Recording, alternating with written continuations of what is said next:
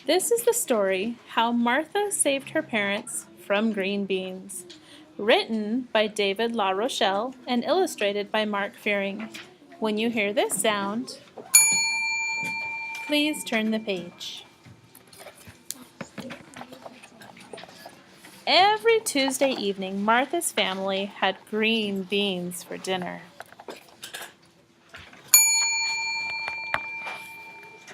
Every Tuesday night, Martha was left alone at the table, staring at a plate of green beans that she would not eat.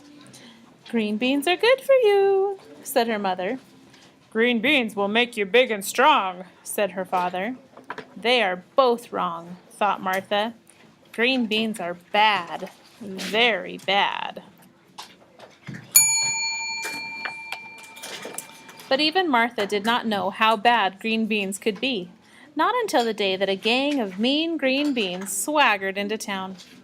These beans had black beady eyes and long curly mustaches. They wore tall cowboy hats and sharp pointy boots.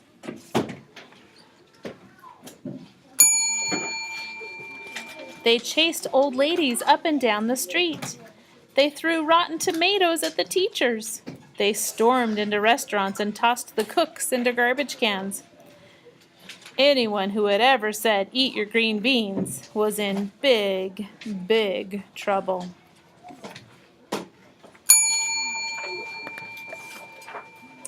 Martha's parents were reading in the den when the beans barged into the house. The bad beans jumped on top of the furniture. They tied her parents with long, leafy vines. They whooped and hollered and made rude noises.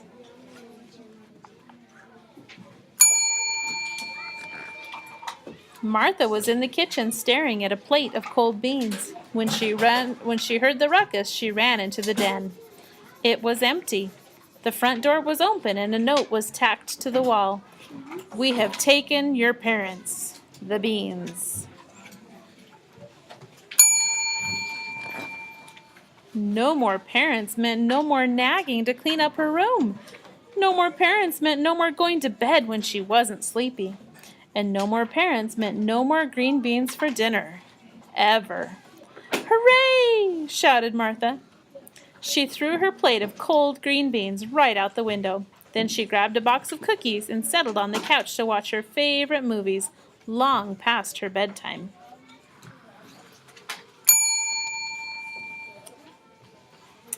Martha was happy, but not really. She missed her parents and wanted them back. By morning, she knew what she had to do.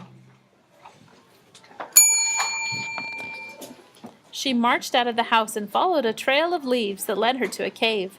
Outside the cave, she saw her mother and father tied to a rock.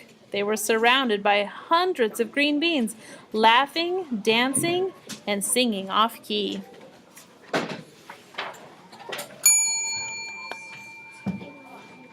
"Give me back my parents," shouted Martha. The beans did not even look at her. "Untie them right now." The beans only snickered. "Let my parents go, or I will—" "Or you will what?" said the beans. "Or I will eat you," said Martha.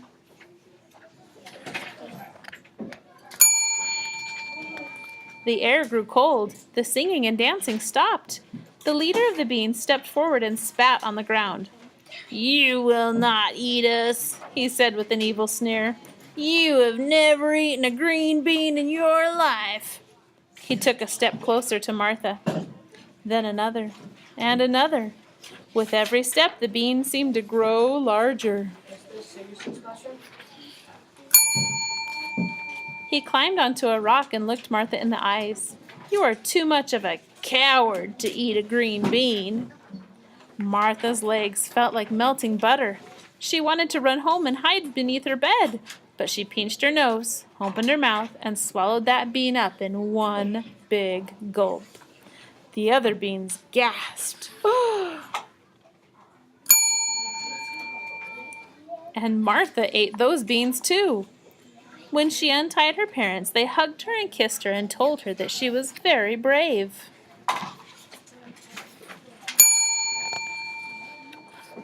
From that day on, Martha's family never had green beans for dinner again.